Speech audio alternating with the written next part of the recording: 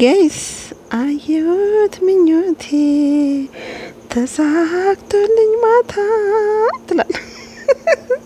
እኔ ዘፈን አልችልም እንጂ ብችል ማለት ነው ቀውጥላቸው ነበረ። የምሬ ነው የምላችሁ። ሄርሚዬ ሄርሜላ የኔ ከረሜላ እንኳን ደስ ያለሽ። አፈሹ አይደለ? አፈሹ ልጃችን ወሰድሹ። አይናችን እያየ አይሆንም እያል እንግዲህ አፈሰችሁ ተፋፈሱ። ጋይስ ይመቻችሁ። ለማንኛውም እንግዲህ በነገራችን ላይ ማታ ይጠብቁን፣ ማታ ፖስቶ ማታ ይጠብቁን ማለት አለ እንደ ሄርሚዬ ተይ እንጂ ሰዓት አታዛቢብንና ሰዓታችን አስተካክለሽ ቢያንስ ቀን ላይ ያድርጊልን፣ እኛም ትንሽ እንሸቅልበት። አዎ እውነቴን ነው የምልሽ።